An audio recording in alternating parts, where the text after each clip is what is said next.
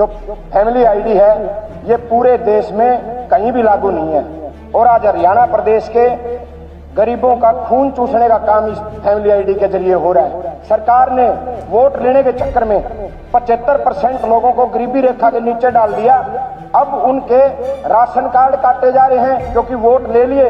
ये सरकार के 3 मंत्री और एक विधायक एचयू कमेटी का जो गठन किया गया था उसमें गए थे, धरने को समाप्त कराया था। कापड़ो गांव के एक बुजुर्ग के घर 2 कूलर हैं। अध्यक्ष महोदय, उन 2 कूलरों के बिना पे उसकी फैमिली आईडी की इनकम 3 लाख रुपए डाल दी गई। मेरा भी नाम नहीं था जी, लेकिन बोलूं जी। बहुत बहुत धन्यवाद उपाध्यक्ष महोदय। मैं आज आपके संज्ञान में एक चीज लाना चाहता हूं। 2018-19 में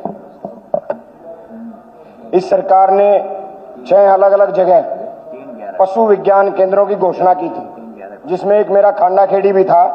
लगभग 13 करोड़ रुपए की लागत से वहां बिल्डिंग बनाई गई, लेकिन हालात ये हैं 6 साल से वहां काम बंद है। जो बिल्डिंग बनाई गई वो बिल्डिंग जर्जर हालात में है, वो भी गिरने को है। मेरी आपसे, आपके माध्यम से सरकार से गुजारिश है कि किसानों के ये जो 6 प्रोजेक्ट बंद पड़े हैं, इन सब प्रोजेक्टों को जल्द से जल्द शुरू करवाए और खांडा खेड़ी जो एक बहुत बड़ी, जिससे किसानों को लाभ मिलना था, इस प्रोजेक्ट को दोबारा शुरू करे। दूसरा उपाध्यक्ष महोदय, मैं आपके सामने परिवार पहचान पत्र के बारे में बात रखना चाहता हूं। उपाध्यक्ष महोदय, ये जो फैमिली आईडी है ये पूरे देश में कहीं भी लागू नहीं है और आज हरियाणा प्रदेश के गरीबों का खून चूसने का काम इस फैमिली आईडी के जरिए हो रहा है। मेरी आपसे प्रार्थना है इस फैमिली आईडी को ये सरकार तुरंत बंद करने का काम करे और इस हरियाणा के गरीबों को न्याय दिलाने का काम करे। अध्यक्ष महोदय, इस हालात इस फैमिली आईडी की वजह से ऐसे हैं, लाखों लोगों की बुढ़ापा पेंशन कट गई और पिछले दिनों जो सरकार ने वोट लेने के चक्कर में 75% लोगों को गरीबी रेखा के नीचे डाल दिया। अब उनके राशन कार्ड काटे जा रहे हैं क्योंकि वोट ले लिए, और अब जो राशन कार्ड काटे जा रहे हैं वो हालात ऐसे हैं कि उस फैमिली आईडी में जिसका घर कदे साइकिल भी नहीं हुई, उसकी फैमिली आईडी में बड़े बड़े ट्रक, बड़ी बड़ी गाड़ियां चढ़ा दी गई। और तो और हैरानी की बात है, कापड़ो गांव के एक बुजुर्ग के घर 2 कूलर हैं। अध्यक्ष महोदय, उन 2 कूलरों के बिना पे उसकी फैमिली आईडी की इनकम 3 लाख रुपए डाल दी गई। ये हालात आज हरियाणा प्रदेश के गरीब चक्कर काट रहे हैं, उनकी कोई फैमिली आईडी की इनकम करने को तैयार नहीं है।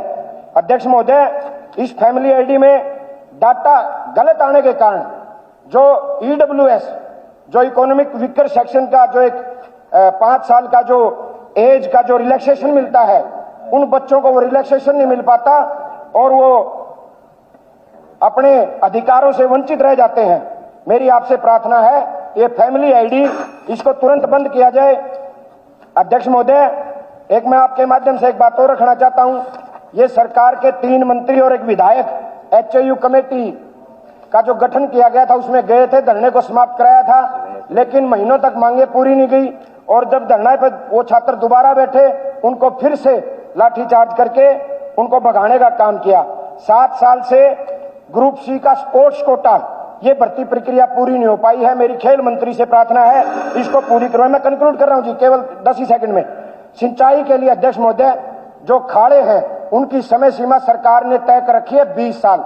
अध्यक्ष महोदय, जो चीज पानी और सीमेंट से हो वो 20 साल नहीं चल सकती। मेरी प्रार्थना है उनकी समय सीमा घटा के 10 साल की जाए। और लास्ट है अध्यक्ष महोदय, 2018 में डाटा में एक कॉलेज मंजूर हुआ था, उसका काम अधूरा पड़ा है। आपसे मेरी प्रार्थना है और एक बिल्कुल लास्ट है जी, 2018 में हरियाणा रोडवेज ने कुछ भर्ती एकदम हड़ताल हो गई थी जी, विधायक मंजू चौधरी जी, हड़ताल थी जी, उन कर्मचारियों को लो आते दे दिया, रह रहे रोडवेज की हड़ताल थी 2018 की।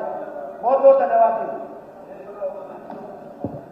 उपाध्यक्ष महोदय, मेरे विधानसभा